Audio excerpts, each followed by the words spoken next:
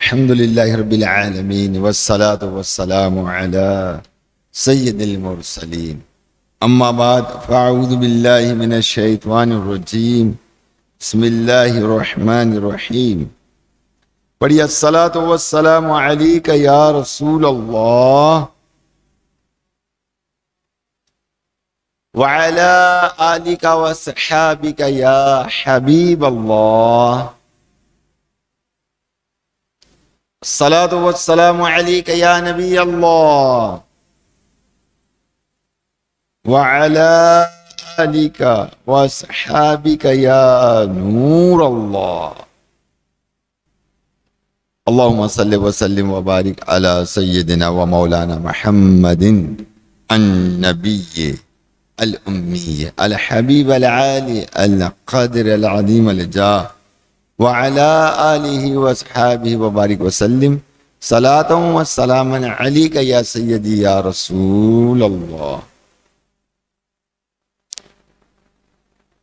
امتیوں پہ مہربان محبوب رحمان راحت دل و جان صلی اللہ علیہ وآلہ وسلم کا فرمان عالی شان کہ بے شک اللہ پاک ہے، بے شک اللہ پاک نے ایک فرشتہ میری قبر پر مقرر فرمایا ہے جسے تمام مخلوق کی آوازیں سننے کی طاقت دی ہے. بس قیامت تک جو کوئی مجھ پر درود پاک پڑھتا رہے گا تو وہ مجھے اس کا اور اس کے باپ کا نام پیش کرتا رہے گا. فلاں بن فلاں نے آپ پر اس وقت درود پاک پڑھا ہے. آس ہے کوئی نہ پاس ایک تمہاری ہے آس. آس ہے کوئی پاس ایک تمہاری ہے آس، بس ہے یہی آسرا تم پہ کروڑوں درود. صلو علی الحبیب اللہم صلی وسلم وبارک علی سیدنا و مولانا محمد النبی الامی الحبیب العالی القدر العظیم الجاہ وعلی آلہ واصحابہ وبارک وسلم صلاة و سلاما علیکہ یا سیدی یا سیدی یا مکی یا مدنی یا عربی یا قریشی یا ہاشمی یا ملجا یا طبیبی یا کریمی یا رسول اللہ. میرے میٹھے اور محترم اسلامی بھائی، سفر مظفر کا مہینہ ان قریب آنے والا ہے، اور سفر المظفر کا جب مہینہ آتا ہے تو ہم بہت سارے وسواس یعنی وسوسوں کا شکار ہوتے ہیں، اور یوں ہمارے عقیدے میں اور ہماری نیتوں میں فرق پڑتا ہے. دیکھیے، ہمیں ہر چیز قرآن و حدیث کے مطابق ہر چیز کی ہم جانچ کر سکتے ہیں.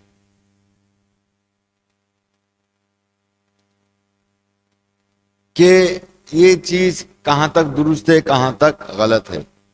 کوئی بھی چیز اگر ہمیں معلوم ہوتی ہے تو سب سے پہلے علماء سے اس کا سوال کیا جائے اور پوچھا جائے کہ اس کے بارے میں قرآن و حدیث یا ہمارے صحابہ کرام علیہم رضوان کیا کہتے ہیں.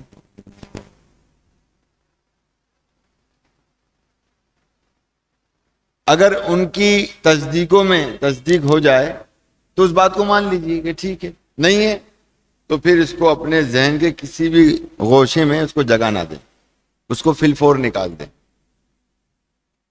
اب سفر کا مہینہ جو آتا ہے تو اس کے اندر عام طور پہ کہا جاتا ہے کہ مصیبتیں نازل ہوتی ہیں،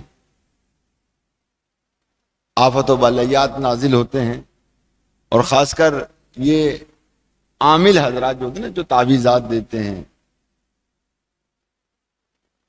سارے تو نہیں مگر جو علم دین سے نابلد ہیں، وہ لوگ ان تاریخوں کے اندر، سفر کی تاریخوں کے اندر یا سفر کے مہینے کو وہ اچھا نہیں سمجھتے، جبکہ ایسا نہیں ہے۔ اب عام طور پہ جو ہے ظاہر ہے کہ بدشکونی ہے نا، بدفعالی، اس طرح کے ہم اس کا شکار ہوتے ہیں۔ دیکھیں مصیبتیں، آفت و بلیات تو صدقات سے ویسے بھی ڈلتی ہیں، اور وہ کسی بھی مہینے میں اللہ کی راہ میں صدقات کیا جا سکتا ہے، اور صدقہ جو ہے وہ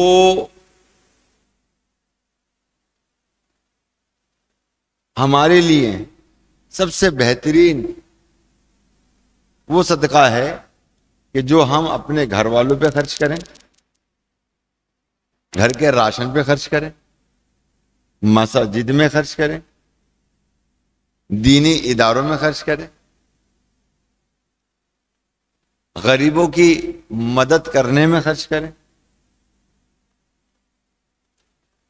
اس طرح ہم خرچ کریں گے تو اللہ تبارک و تعالی ویسے ہمیں آفت و بلیات سے محفوظ رکھے گا، اور ہم سب ان آفت و بلیات سے بچنا چاہتے ہیں۔ میرے میٹھے محترم اسلامی بھائیو، دیکھیے میں آپ کو ایک واقعہ سناتا ہوں جو کتابوں میں علماء نے جو ہے بیان کیا کہ ایک مرتبہ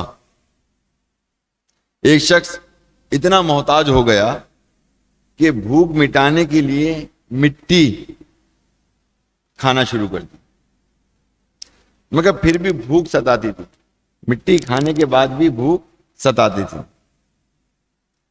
اس نے سوچا کہ کاش کوئی ایسا شخص مل جائے کہ جو مجھے کھانا کھلا دے۔ چنانچہ وہ ایسے شخص کی تلاش میں ایران کے شہر اہواز کی طرف روانہ ہوا۔ حالانکہ وہاں وہ کہتا ہے کہ میرا کوئی جاننے والا نہ تھا۔ جب میں دریا کے کنارے پہنچا تو وہاں کوئی کشتی موجود نہیں تھی۔ میں نے اسے بدفعالی یعنی بدشکونی جانا۔ پھر مجھے ایک کشتی نظر آئی، مگر اس میں سوراخ تھا، یہ دوسری بدفعالی ہوئی۔ میں نے کشتی کے ملحہ کا نام پوچھا تو اس نے دیو زادہ بتایا۔ اس کے معنی ہیں کہ عربی کے اندر کہ شیطان کہا جاتا ہے۔ یہ تیسری بدفعالی تھی۔ بہرحال میں اس کشتی پر سوار ہو گیا۔ جب دریا کے دوسرے کنارے پر پہنچا تو میں نے آواز لگائی، اے بوجھ اٹھانے والے مزدور، میرا سارا سامان لے چلو۔ اس وقت میرے پاس ایک پرانا لحاف اور کچھ ضروری سامان تھا۔ جس مزدور نے مجھے جواب دیا وہ ایک آنکھ والا کانا تھا۔ تو میں نے کہا کہ یہ چوتھی بدفعالی ہے۔ پھر میرے دل میں خیال آیا کہ یہاں سے واپس لوٹ جانے میں ہی عافیت ہے، لیکن پھر اپنی حاجت کو یاد کر کے واپسی کا ارادہ چھوڑ دیا۔ جب میں مسافر خانے میں پہنچا اور ابھی یہ سوچ رہا تھا کہ کیا کروں کہ اتنے میں کسی نے دروازہ کھٹکھٹایا۔ میں نے پوچھا کون؟ تو جواب ملا، میں آپ ہی سے ملنا چاہتا ہوں۔ میں نے پوچھا کیا تم جانتے ہو کہ میں کون ہوں؟ اس نے کہا کہ ہاں۔ میں نے دل میں کہا یا تو یہ دشمن ہے یا پھر بادشاہ کا نمائندہ۔ میں نے کچھ دیر سوچنے کے بعد دروازہ کھول دیا۔ اس شخص نے کہا کہ مجھے فلاں شخص نے آپ کے پاس بھیجا ہے اور یہ پیغام دیا ہے کہ اگرچہ میرے آپ سے اختلافات ہیں لیکن اخلاقی حقوق کی ادائیگی ضروری ہے۔ یہ جملہ بڑا پیارا سمجھنے کی بات ہے. انسان کے اختلاف اپنی جگہ ہونے چاہیے، اخلاقیت اپنی جگہ رہنی چاہیے. حسن اخلاق، حسن زن اور حسن سلوک بتدریج ہونا چاہیے. کہا کہ میرے اختلاف تو وہ ہیں، لیکن حقوق کی ادائیگی کے لیے جو ہے وہ اخلاقی حقوق کا ہونا بہت ضروری ہے. تو میں نے آپ کے حالات سنے ہیں، اس لیے مجھ پر لازم ہے کہ میں آپ کی ضروریات پوری کروں. اگر آپ 1 یا 2 ماہ تک ہمارے یہاں ٹھہریں تو آپ کی ضرورت پوری کی جائے گی. اگر آپ یہاں سے جانا چاہتے ہیں تو 30 دینار ہیں، انہیں اپنی ضروریات پر خرچ کر لیجئے اور تشریف لے جائیے. ہم آپ کی مجبوری سمجھتے ہیں. اس شخص کا بیان ہے کہ اس سے پہلے کہ کبھی 30 دینار کا مالک نہیں ہوا تھا، اور مجھ پر یہ بات بھی ظاہر ہو گئی کہ بدشگونی کی کوئی حقیقت نہیں، یعنی بدفعلی کی، بدشگونی کی کوئی حقیقت نہیں ہے کہ میں مطلب بدفعلی نوٹ کر رہا ہوں کہ اب یہ بدفعلی نمبر 1، نمبر 2، نمبر 3، ٹھیک. تو بتائے کہ اس کی کوئی حقیقت نہیں ہے. حکیم الامت حضرت مفتی احمد یار خان نعیمی رحمۃ اللہ تعالی علیہ لکھتے ہیں کہ اسلام میں نیک فعل لینا جائز ہے، نیک فعل لینا جائز ہے، بدفعلی بدشگونی لینا حرام ہے. تو میرے میٹھے محترم سمجھے کہ یہ واقعہ آپ نے سنا. اب سفر کا مہینہ ہے تو اس کے اندر تو ہمارے بہت ساری ہمارے ذہنوں میں اور ہمارے عقیدوں میں اور ہماری نیتوں میں بڑا فرق ہے. ہمیں یہاں پر بھی آج اپنی نیت کو اللہ کی رضا کے لیے، اللہ کی رضا کے لیے اور اللہ پہ بھروسہ رکھتے ہوئے اور اس پر حسن ظن رکھتے ہوئے کہ انشاءاللہ تبارک و تعالی وہ ہمارے لیے اچھا ہی فرمائے گا اور ہمارے حق میں اچھا ہی ہوگا. میرے میٹھے محترم سے بھائی، اس حوالے سے اعلی حضرت امام اہل سنت مولانا شاہ احمد رضا خان رحمت اللہ تعالی علیہ سے سوال کیا گیا کہ ایک شخص کے متعلق مشہور ہے کہ اگر وہ صبح کو اس کی منحوس صورت دیکھ لی جائے یا کہیں کام کو جاتے ہوئے یہ سامنے آ جائے تو ضرور کچھ نہ کچھ وقت مشکل میں اور پریشانی اٹھانی پڑتی ہے، اور چاہے کیسے ہی یقینی طور پر کام ہو جانے کا وثوق یعنی اعتماد و بھروسہ ہو، لیکن ان کا خیال ہے کہ کچھ نہ کچھ ضرور رکاوٹ اور پریشانی ہوگی. چنانچہ ان لوگوں کو ان کے خیال کے مناسب ہر بار تجربہ ہوتا رہتا ہے، اور وہ لوگ برابر اس امر یعنی بات کا خیال رکھتے ہیں کہ اگر کہیں جاتے ہیں ہوئے اس سے سامنا ہو جائے تو اپنے مکان پر واپس آ جاتے ہیں، اور تھوڑی دیر بعد یہ معلوم کر کے کہ وہ منحوس سامنے تو نہیں ہے، اپنے کام کے لیے جاتے ہیں. اب سوال یہ کہ ان لوگوں کا یہ عقیدہ اور طرز عمل کیسا ہے؟ شرعی طور پر برا تو نہیں ہے؟ تو اعلی حضرت رحمت اللہ تعالی علیہ نے اس کا جواب ارشاد فرمایا. تو پیارے محترم سے بھائیو، دیکھا آپ نے کہ یہ جو صورتحال ہے ہمارے درمیان بھی ہے. آج ہمارے گھروں میں کیا، ارے فلاں بلی راستہ کاٹ گئی، بدشگونی ہو گیا، اس طرح سے ہمارے اندر خیالات آتے ہیں، اس طرح خیالات آتے ہیں، اور اس طرح سے ہمارے ذہن میں بہت ساری چیزیں آتی ہیں. بہت ساری ہمارے معمولات ایسے ہیں کہ بس فلاں جو شخص ہے بس اس کا چہرہ کیا دیکھتے ہیں، ہمارا کام بگڑ گیا. آج کس کا چہرہ دیکھ لیا تو آج ہم مصیبت میں مبتلا ہو گئے۔ ایک بات یاد رکھیے گا کہ مسلمانوں پر مصیبت پڑھنا بھی نعمت ہے،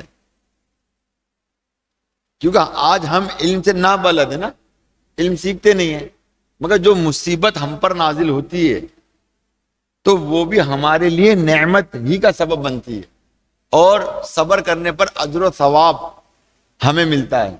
بھائی ہم دنیا میں زندگی کتنا جی لیں گے؟ 60 سال تو ہماری زندگی ہے نا، میکسیمم جو مطلب ایوریج ہے۔ ویسے تو موت کا کوئی بھروسہ نہیں، کسی وقت بھی موت آ جائے، مگر ایک ایوریج ہے نا 60 سال۔ 60 سے اگر ہم اوپر نکلتے ہیں ٹھیک ہے، ہم زندہ رہتے ہیں تو ہمیں یہ بونس ہے، ہمیں موقع دیا جا رہا ہے کہ میری اللہ تعالیٰ کی طرف سے کہ تم میری عبادت کرو، میری ریاضت کرو، میری اطاعت کرو، توبہ استغفار کرو، اپنے گناہوں سے معافی مانگو، جب تم میرے پاس آؤ تو پاک صاف ہو کے آ جاؤ تاکہ تمہیں بخش دوں۔ یہ تو انسان کو اللہ تعالیٰ نے زندگی بخشی ہے نا، دی ہے، اور اس کی تو ہمیں قدر کرنی چاہیے، اور آج اس دور میں اس کی قدر نہیں۔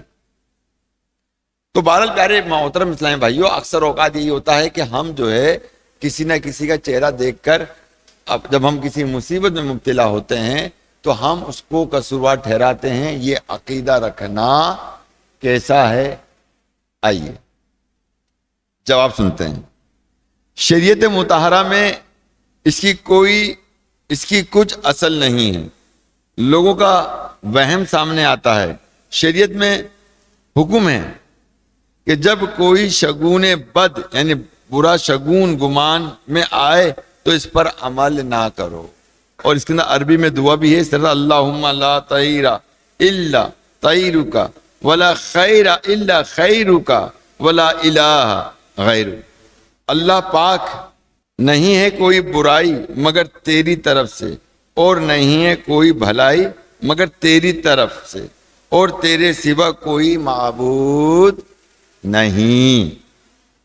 پڑھ لیں اور اپنے رب کریم پر بھروسہ کر کے اپنے کام کو چلا جائے، ہرگز نہ رکے نہ واپس آئے۔ یہ دعا ہے۔ اگر جہاں اللہ نہ کرے ایسے وسوسے میں آتے ہوں تو ہم یہ پڑھ لیا کریں۔ اس کا ترجمہ میں نے پڑھا نا کہ اللہ پاک، نہیں ہے کوئی برائی مگر تیری طرف سے، اور نہیں ہے کوئی بھلائی مگر تیری طرف سے، اور تیرے سوا کوئی معبود نہیں۔ اگر آپ یہ کہیں گے کہ یہ دعا جو ہے عربی میں ہم کو میسر آ جائے تو ہم یہاں بورڈ پہ لگا دیں گے، آپ کو لکھ کے لگا دیں گے، اگر آپ کو چاہیے تو آپ لے لیجئے گا یہ دعا۔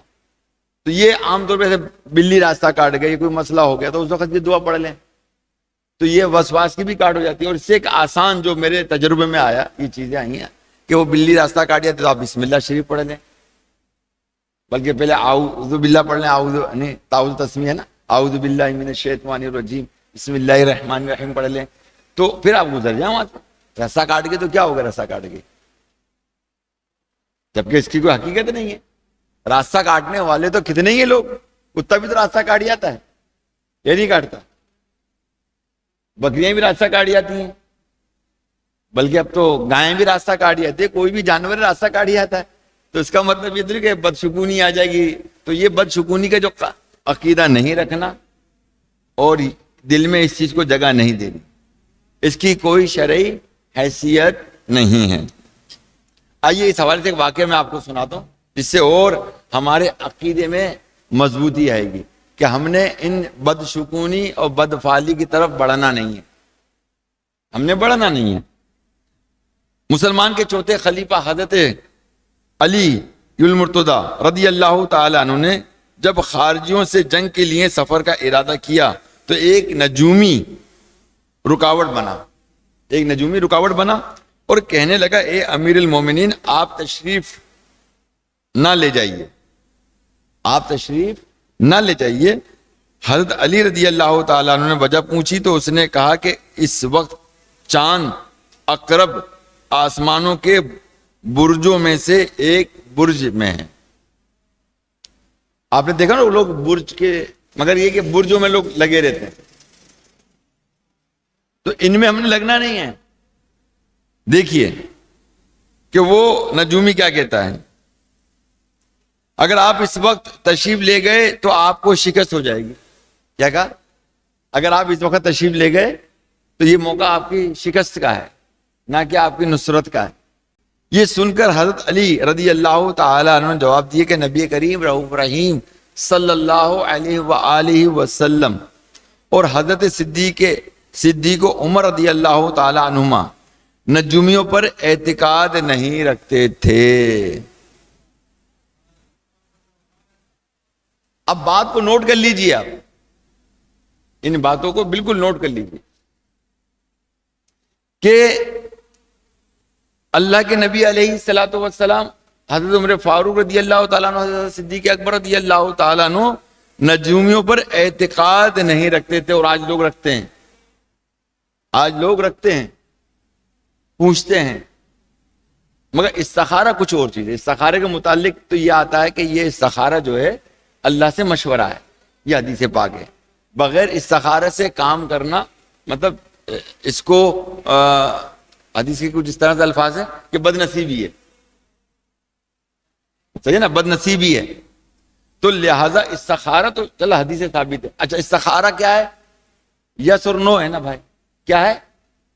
آپ استخارہ کر کے بتا دیں میری فلاں چیز گم ہو گئی، کہاں ہے؟ استخارہ کر کے۔ اب استخارہ میں تم چور کو تلاش کر رہے ہو، یار کیا ہو گیا تم کو؟ استخارہ جو ہے وہ کام کرنے سے پہلے کہ آئے یہ کام کروں یا نہیں کروں، یہ کام مجھے موافق ہے یا نہیں ہے۔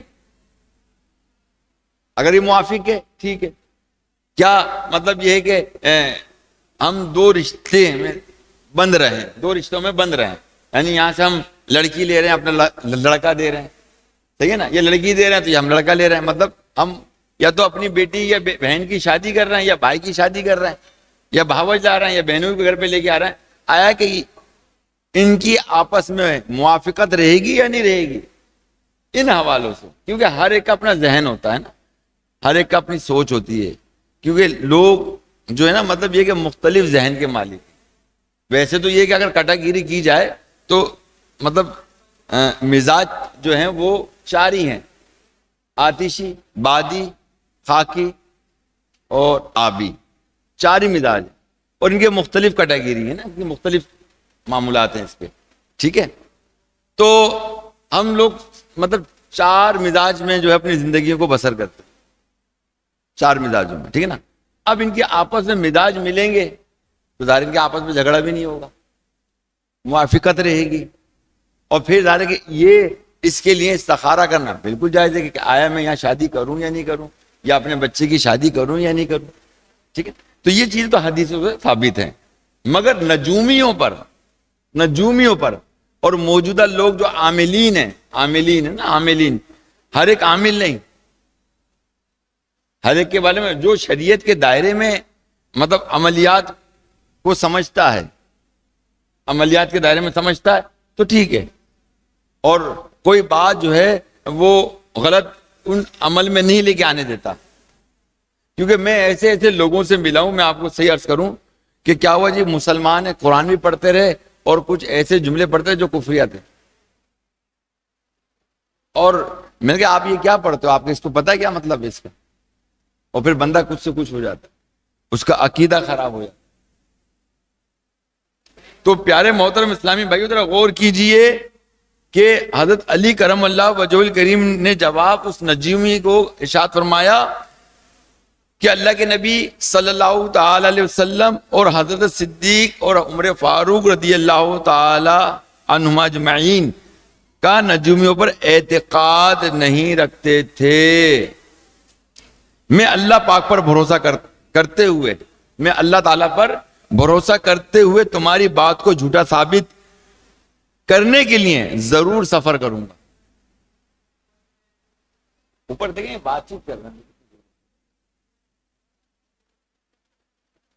تو ضرور سفر کروں گا۔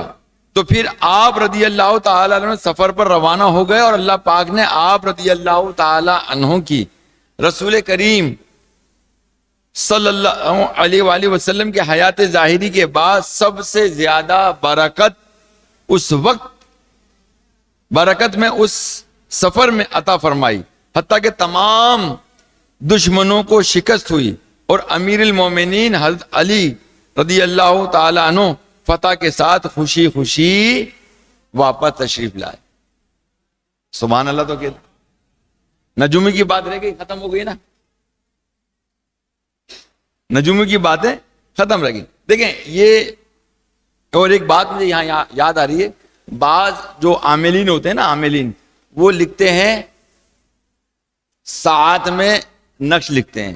لمحے ہوتے ہیں ساعت، ہے نا، مختلف ساعتیں ہوتی ہیں، لمحے ہوتے ہیں. اگر اس لمحے میں یہ تعویذ چاہے وہ بسم اللہ شریف کا لکھا جائے تو یہ رزق کا ہے.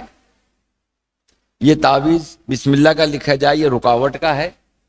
یہ اس لمحے لکھا جائے تو یہ فلاں کام کا ہے، یہ فلاں کام کا ہے.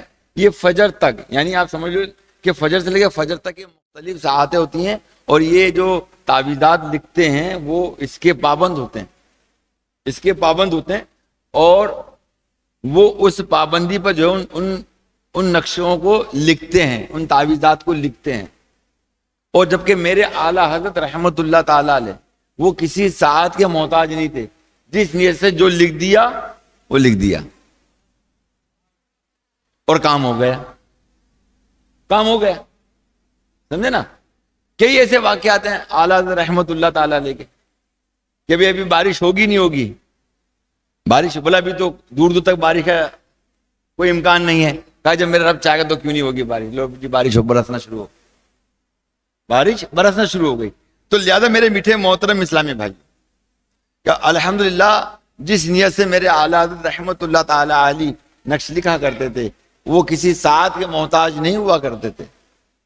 اللہ کے بھروسے پہ رکھ کر جو کام کیا جاتا ہے اللہ تعالیٰ اس انداز میں کام کرتا ہے کہ انسان حیران و پریشان ہو جاتا ہے. اب ایک واقعہ اعلیٰ حضرت کا مجھے یاد آ رہا ہے، شاید میں نے پہلے بھی سنایا تھا، ابھی بھی سوچ رہا ہوں میں آپ کو سنا دوں. کہ ایک شخص تھا، وہ اعلیٰ حضرت رحمت اللہ تعالیٰ علیہ کی بارگاہ میں حاضر ہوا. اس نے کہا کہ مجھے دکان کی برکت کے لیے جو ہے نقش دے دیجیے. اور دیکھیں جب لوگ نیک ہوتے ہیں، جب نیک وہ لوگ ہوتے ہیں اور اللہ تبارک و تعالیٰ کی عبادت ریاضت کرتے ہوئے اللہ تعالیٰ کا قرب پاتے ہیں، معرفت الہی پاتے ہیں، تو اللہ تعالیٰ ان کو کس طرح سے نوازتا ہے، کس طرح سے نوازتا ہے. یہ اندازہ کیجیے آپ کہ اعلیٰ حضرت رحمت اللہ تعالیٰ علیہ کی بارگاہ میں حاضر آگا کہ جی مجھے نقش چاہیے دکان پر، کل آ جائے گا. انہوں نے لکھ کے دے دیا، انہوں نے گلک میں ڈال دیا. اب گلک میں ڈالنے کی برکت یہ ہوئی کہ اس کی پان کی دکان پہ جو ہے رش لگنا شروع ہو گیا. اتنا رش لگا کہ اس نے مزید مطلب سیل مین رکھنا شروع کر دیے. ایک ہو گئے، دو ہو گئے، اور وہ مسلسل چل رہا ہے معاملہ. ایک شخص نے کہا یار یہ تمہاری دکان پہ ماشاءاللہ بڑی برکت ہو گئی، یہ کیا وجہ ہے؟ کہا میں اعلیٰ حضرت رحمت اللہ تعالیٰ کا نقش لایا ہوں، تعویذ لے کر آیا ہوں، یہ اس کی برکت ہے، یہ اس کی برکت. بولا اچھا کہ بھائی یار میرے بھی تو تعلقات ہیں، کیونکہ ہر بندے کے کسی نہ کسی عامل سے تعلقات ہوتے ہیں. بولا میرے بھی تعلقات ہیں، میرے بھی تعلقات ہیں اور میں مطلب لے کر آتا ہوں. انہوں نے کہا کہ بھائی آپ بھی مجھے برکت نہیں. بولو جاؤ سورہ یاسین کا نقش دیتا ہوں تمہارے کو، میں ڈال دو گلک میں. وہ خاطر خواہ اس کو فائدہ حاصل نہیں ہوا. بولا تو خاص فرق نہیں پڑا مجھے. اچھا بھائی سورہ رحمان کا لے جاؤ، تو بھی کوئی خاطر خواہ اس کو فرق نہیں پڑا. جو برکت وہاں نظر آ رہی ہے وہ یہاں نظر نہیں آ رہی ہے. تو اس نے اس عامل نے کہا اچھا ٹھیک ہے، کیونکہ عامل جانتے نا کہ مطلب تعویذ کی چال کیا ہوتی ہے، تعویذ کس انداز میں لکھا جاتا ہے، اس کا ایک اپنا علم ہے جس کے ذریعے وہ جانتے ہیں. اس طرح ایک مکینک ہے وہ بائک کے تمام انجن کے پرزوں کو جانتا، ہم نہیں جانتے، وہ سب جانتے ہیں. تو اس طرح تعویذ لکھنے والے تعویذ کے تمام مطلب یہ کہ وہ احوال سے واقف ہوتے ہیں، اس کی چالوں سے واقف ہوتے ہیں. کہتے وہ تعویذ نکال کے لے کے آ جاؤ، وہ تعویذ نکال کر لے کر آ جاؤ اور میں ایک مرتبہ دیکھوں گا اور دیکھنے کے بعد جو ہے وہ تعویذ میں آپ کو دے دوں گا. اور ٹھیک ہے، اچھا میں لے آتا ہوں. میں اب مرتا تو کیا نہیں کرتا، جب کرنے پہ آتا ہر بندہ سب کچھ کر لیتا ہے. وہ کسی بھی طرح بھی وہ تعویذ کے گلس میں نکالنے میں وہ کامیاب ہو گیا اور نکال کے وہ لے کر آ گئے، عامل صاحب کو دے دیا. انہوں نے تعویذ کھولا تو ان کی حالت خراب ہو گئی. وہ یہ لے لے لے اس کو لے جا، اس کو لے جا، اس کو لے واپس رکھیا، اس کو گلک میں رکھیا. بولے اس میں ہے کیا؟ میں تجھے بعد میں بتاؤں گا، اس کو ابھی تو لے کے جائے یہاں سے. وہ گئے اور جانے کے بعد اس نے گلک میں رکھا. اب وہ دوسرے دن پوچھے حضرت اس تعویذ میں تھا. بولا ابھی جا بھی تو میں مطلب ابھی سب بالکل مطلب یہ کہ آپے میں نہیں ہو، تم کل آنا. جب وہ کل آئے تو حضرت یہ تو بتا اب اتنا پریشان ہو رہے ہیں، اس تعویذ میں ایسا کیا تھا؟ تو اس میں کیا تھا؟ اس میں صرف یہ لکھا تھا حضرات پان یہیں سے خریدیے. کیا لکھا ہوا تھا؟ حضرات پان یہاں سے خریدیے. تو اب لوگ پان وہاں سے خریدنا شروع کر دیا لوگوں نے، کیونکہ ایک اللہ کے ولی کے قلم سے نکلا ہوا تھا. یہ دعا تھی اللہ کے ولی کی، اور اللہ کے ولی کی جب دعا نکلتی ہے وہ قبول ہوتی ہے، قبول ہوتی ہے. اسی طرح مطلب یہ کہ کسی کوئی پیچھے لگ گیا، کس کے پیچھے لگ گیا؟ بابا فرید رحمت اللہ تعالیٰ علیہ. کیونکہ ولیوں کا اگر کوئی نقش ہے نا، وہ صرف اللہ کیا ہے؟ کیا ہے؟ اللہ. اور اللہ کا نام دیکھو، اللہ کا لکھا ہوا نام دیکھو تو وہ بھی سرور دیتا ہے. اس کو دیکھ کر اللہ کا ذکر کرو، اللہ کی بارگاہ میں دعا کرو، پھر دیکھو کیسی برکت ملے گی. یہ بزرگوں کا طریقہ ہے الحمدللہ. اللہ تعالیٰ کو حاصل کرنے کا طریقہ، اس کی نزدیک آنے کا طریقہ. تو لہٰذا میرے میٹھے محترم اسلامی بھائیوں، تو کہنے کا مقصد یہ ہے کہ آج کل کے دور کے جو جتنے بھی نجومی ہیں یا جتنے بھی عاملین ہیں، جاہل عاملین کی بات کر رہا ہوں میں، جو شریعت کے دائرے میں رہ کے کرتے ہیں، ان کی بات نہیں کر رہا، ان کی بات نہیں کر رہا میں، ٹھیک ہے نا. آپ انہی کے پاس جایا کریں گے جو شریعت کے دائرے میں جو کام کرتے ہیں. وہ کسی کا نام نہیں لیتے، وہ کسی کا نام نہیں بتاتے. آپ نام بتا دو، یہ کر دو، ایسا کر دو، نہ.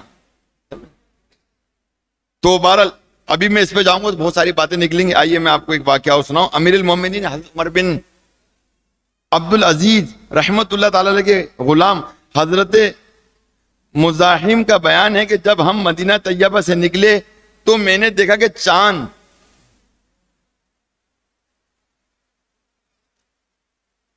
دبران میں ہیں. میں نے ان سے یہ کہنا تو مناسب نہ سمجھا کہ بلکہ یہ کہا کہ ذرا چاند کی طرف تو نظر اٹھائیے، کتنا خوبصورت نظر آتا ہے. آپ رحمت اللہ تعالی علیہ نے دیکھا تو چاند دبران میں تھا.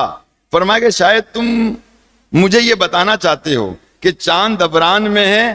مزاحم، ہم چاند سورج کے ساتھ نہیں بلکہ اللہ پاک وحدہ و قہار کے حکم اور مشیت کے ساتھ نکلتے ہیں. دیکھا پیارے اسلام بھائی، یعنی آپ دیکھیں کہ یہ دور سے چلا آ رہا ہے اور آج اس دور میں زیادہ ہے ان معاملات میں. تو پیارے اسلام بھائیو، یہ جو دبران چاند کی ایک منزل کا نام ہے.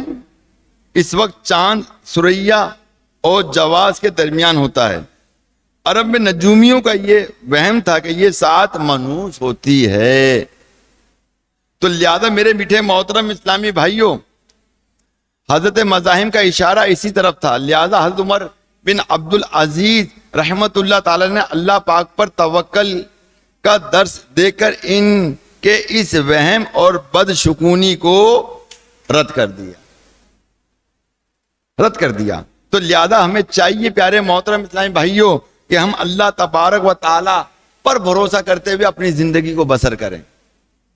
کسی نے کیا اچھی تمید باندھی کہ جو اللہ پاک پر بھروسہ کرتا ہے وہ ہمیشہ خوش رہتا ہے. جو اللہ پاک پر بھروسہ کرتا ہے وہ سکون اور اطمینان میں زندگی گزارتا ہے. جو اللہ پاک پر بھروسہ کرتا ہے اس کے کام سنور جاتے ہیں، اور جو اللہ پاک پر بھروسہ کرتا ہے اس کے قدم کبھی ڈگمگاتے نہیں. جو اللہ پاک پر بھروسہ کرتا ہے اس کو مشکل ترین صورتحال میں کبھی بھی صبر کرنا آ جاتا ہے. اور جو اللہ پاک پر بھروسہ کرتا ہے اللہ پاک اس سے راضی ہو جاتا ہے. جو اللہ پاک پر بھروسہ کرتا ہے وہ کامیاب اس کے قدم چومتی ہے. جو اللہ پاک پر بھروسہ کرتا ہے وہ ترقیوں کی منازل طے کرتا چلا جاتا ہے. جو اللہ پاک پر بھروسہ کرتا ہے تو دنیا کی کوئی طاقت اس کا کچھ نہیں بگاڑ سکتی. جو اللہ پاک پر بھروسہ کرتا ہے وہ شیطان کے دھوکے سے بچ نکلنے میں کامیاب ہو جاتا ہے. جو اللہ پاک پر بھروسہ کرتا ہے وہ بہت ساری بلائیوں سمیٹنے میں کامیاب ہو جاتا ہے. جو اللہ پاک پر بھروسہ کرتا ہے وہ دنیا والوں کے آگے جھکنے سے بچ جاتا ہے. جو اللہ پاک پر بھروسہ کرتا ہے وہ بدشگونی جیسی برائیوں میں کبھی بھی مبتلا نہیں ہوتا.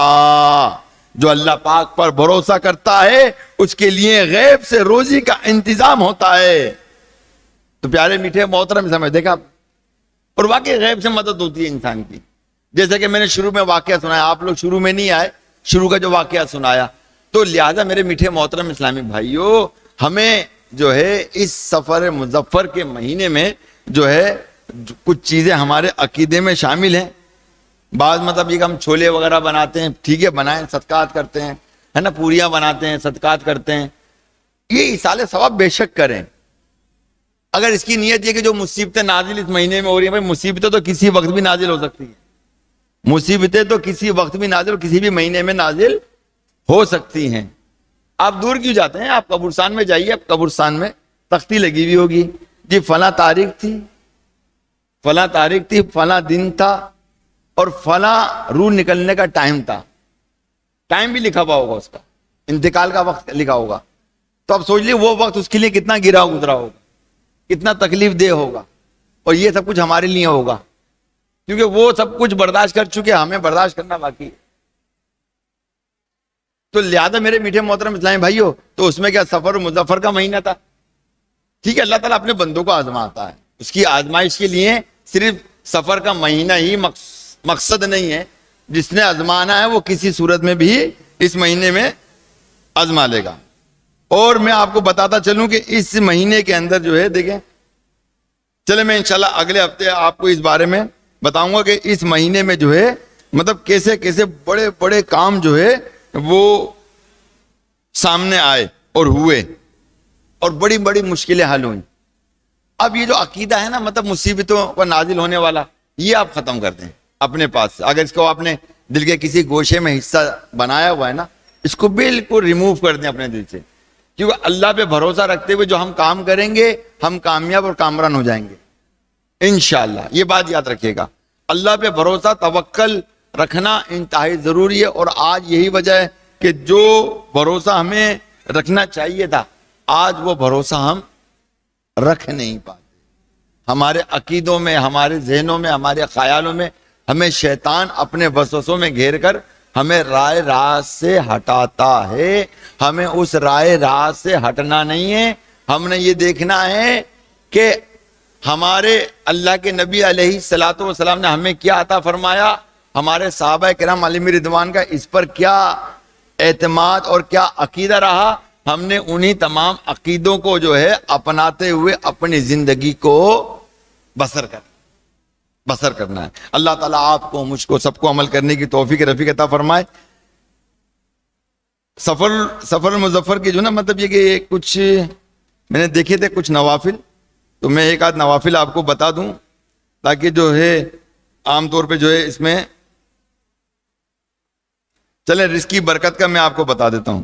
جو کوئی ماہ سفر کی آخری بدھ کو سورہ علم نشرہ، سورہ والتین، سورہ نصر اذا جاء اور سورہ اخلاص 80 بار پڑھے، اس مہینے کے ختم ہونے سے پہلے انشاءاللہ وہ غنی ہو جائے گا.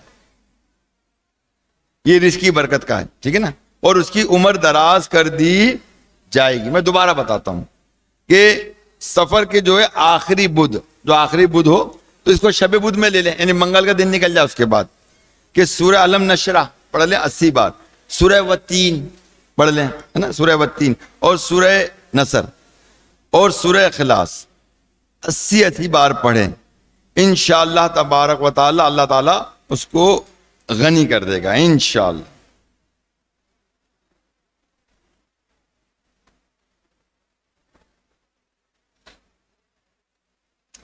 امیر المومنین حضرت عمر فاروق رضی اللہ تعالیٰ عنہ نے فرمایا کہ حج کرنے والا مغفرت یافتہ ہے، حج کرنے والا مغفرت یافتہ ہے.